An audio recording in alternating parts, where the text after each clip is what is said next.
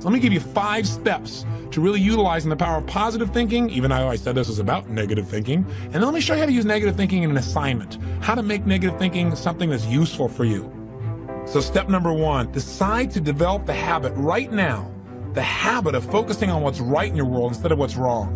The habit of focusing on what you do have instead of what you don't have in a situation. And as basic as that is, and as well as you know it, you've got to make it a habit, because those habits form the chain of your ultimate character, of who you become and how you end up living your life.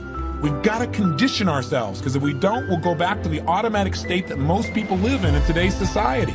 The way to develop the habit is to go on a mental diet. I did this several years ago. As positive as I was, and I was going through unbelievable pain at the time. I'd had some major disappointments, some frustrations. I felt like I'd given it all. But what turned me around is one day I picked up this book called The 7-Day Mental Diet. It was a little tiny little booklet. And all the booklet really did was, for about 12 of the 14 pages, it challenged me to really see if I could really truly, for 7 days, live my life without one negative thought. And it kept saying throughout the book, now don't just say, yeah, I can do it, and don't just say, I'm gonna do it. Think for a while before you commit to this. Don't actually commit unless you're really gonna do it for 7 straight days, no matter what. It doesn't mean you don't have a negative thought. It just means that if you have a negative thought, you don't speak it. You set it aside, you forget about it, or you replace it. You say something negative, you go erase. What I really mean is this. Or you say, that's not what I mean, here's what I mean is this. And you immediately focus on something good. It's not that nothing negative ever comes out. It's that you immediately do not allow yourself to hold a negative feeling, a negative thought for 7 straight days, day and night, even when it gets tough. Even when somebody disappoints you, even when you get frustrated, even when you give your all and it still turns up lousy. Listen, if all I did was rant and rave on this tape and you didn't listen to anything else I said, but you took on this 7-day challenge, you can't believe what it'll do to your life. Now I gotta tell you, when I first read the book, I thought, wait a second, being positive isn't gonna change my life. I gotta deal with the real problems around me, those real challenges that are out there. I don't wanna just be positive. Somebody says, how's it going? I go, I'm doing great. And they go, why? You go, I don't know, but I just feel good. I don't wanna be that way. I wanna be real. I wanna be on top of things. But you know what? I thought, wait a second. I can be positive about solutions. I can still notice that there's some challenges out there without being negative about it. I can look at the challenges and say, okay, here's what's good about this. Here's how we can use this. Here's how we can turn this thing around, and continue to focus on that. So I took on the challenge for 7 days, changed my life. Now, by the way, one of the keys is you have to have 7 straight days of being absolutely positive. Not one negative thought, not one negative expression that you hold on to. Gotta let go of it immediately. If you do not do this, if you're 3 days into it and you do well, and then you have a bunch of negativity, you gotta start over. And you know what? After you go about 4, 5, 6 days in a row doing really well, something major negative is gonna happen. How's that for some positive programming? But what it is a test to see how committed you really are. I'll tell you something, after 7 days, you feel like a different person. People around you respond to you like you're different as well. All you want to do is establish the habit of noticing what you do have instead of what you don't have. Noticing what's great about a situation versus what's not great. Focusing on solution instead of problems. That's what changes your life. Here's key number 2. Instead of judging yourself and others, decide, remember these are decisions, decide right now to become curious instead of judgmental. But remember, when you find fault in other people, when you start noticing constantly how they've wronged you, how this person is not good enough, or they're too egotistical, they're too proud, or they don't really care about people, as soon as you start judging other people, you just got to remember something. If you start judging other people, you can also start judging yourself intensely. If you're angry at other people, there's a very good chance you're angry at yourself as well.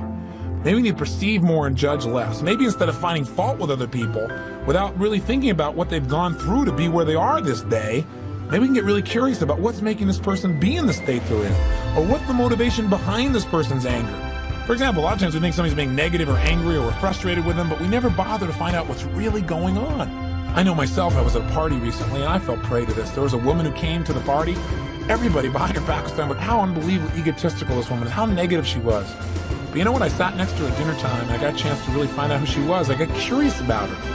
And I began to find out about all the pain she'd been through in her life. When I realized was this woman was just barely hanging on to her life. She just needed to know that people cared. She was so afraid of being rejected that she put out this ego because she didn't want someone to reject her, so she figured she'd reject them first. And I got a chance to really know her, and she's a wonderful person. I'll tell you something else we've got to be careful of that ties in with this, of our being judgmental. Out of our fear of having heroes in our society today, we seem to try and consume them and destroy them as quick as we can. We try to find something that's wrong with our heroes because, boy, we don't want another Jim Jones. We don't want another Jim Baker. Remember, we got to judge less, perceive more. We got to get curious. Instead of living in a society where we're so afraid We're so afraid to believe in anything or anyone that we believe in nothing at all, and we lose our power of positive thinking. We try and protect ourselves from things we maybe not even need to protect ourselves from.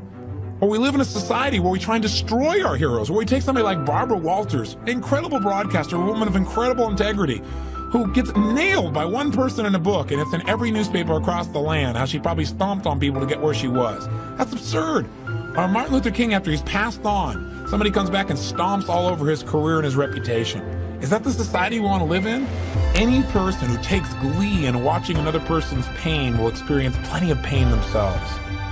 Remember the quote, "He who is without sin, let him cast the first stone." The bottom line is, if you go looking for brown, you're going to find it anywhere you look for it, in others or yourself. Free yourself from the disease of making others wrong, and you'll free yourself from the disease of making yourself wrong. You have a lot more energy to create solutions instead of problems. It's part of the power of positive thinking instead of falling for the destructive power of negative thinking. If you want to get curious, just ask yourself, what do I like about this person?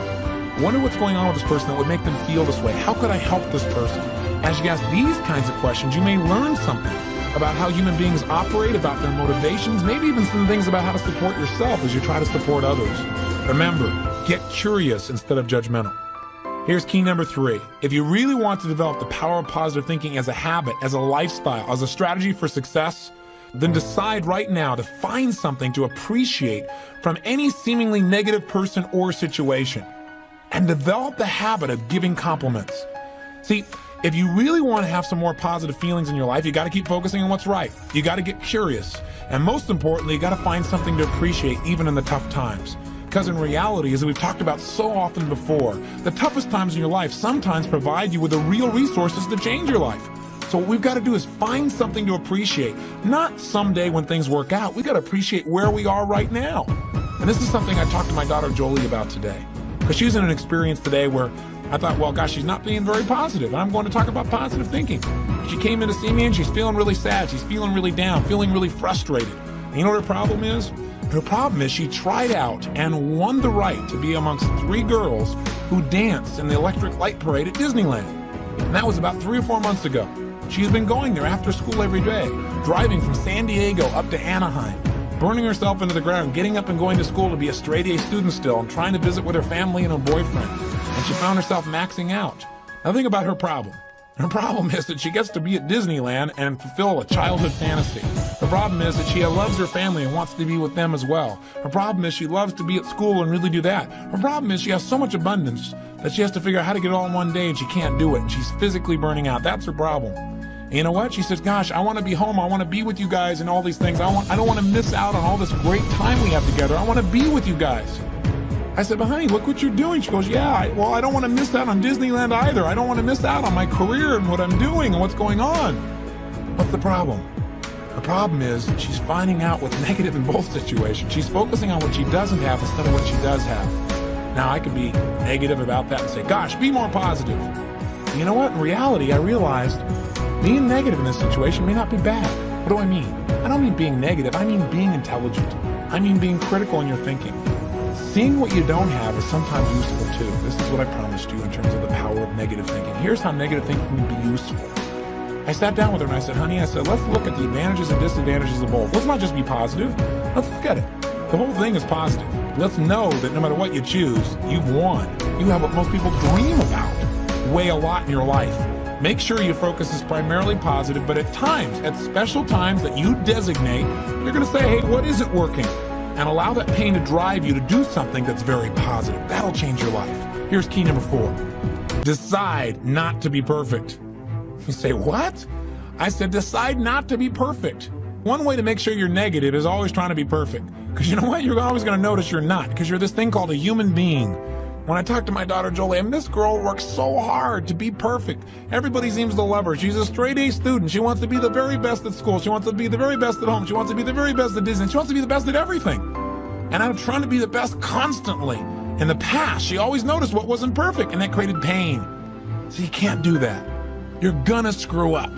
You're gonna be negative. Things are gonna happen where you don't follow through on what you know. You're gonna make poor decisions.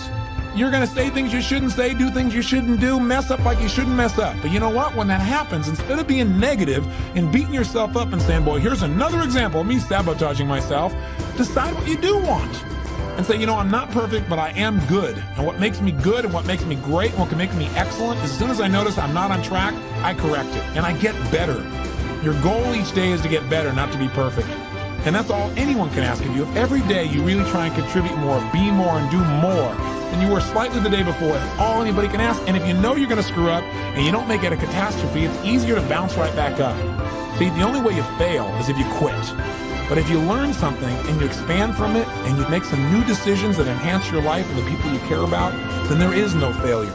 Don't try to be perfect, because you'll never succeed. And here's the final one, key number 5.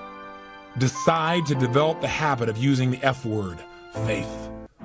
Make sure that you're in the position of utilizing the tool that really positive thinking is about. Positive thinking, I've said it over and over again, really is just the power to believe. And as you believe, so is it done unto you. As you believe, so it's created. You need to make certain that you create that certainty inside yourself. And you know what? You and I both know there are going to be times when it looks grim. And the only power you really have is that power to have faith. To step forth and say, I'm going to put myself on the line. I'm going to have the courage to overcome my fears and to take action, even though it may not work out. Even though I may put out my love and it may not be reciprocated, I'm still going to put myself on the line, because if I don't, that's the only way I can fail. See, without faith, nothing exists. And remember one more thing, no matter how bad it seems, this too will pass. That you've made it this far. You've been through tough times you didn't think you could pull it off, and you've made it. If you've made it through all the challenges of your past and your life still works, you still seem to be somewhat happy, you're still standing, as they say, and gosh darn it, you're successful. And you can make it through this too. It's the thing that'll pull you through. Faith is still the power. It's your ultimate power.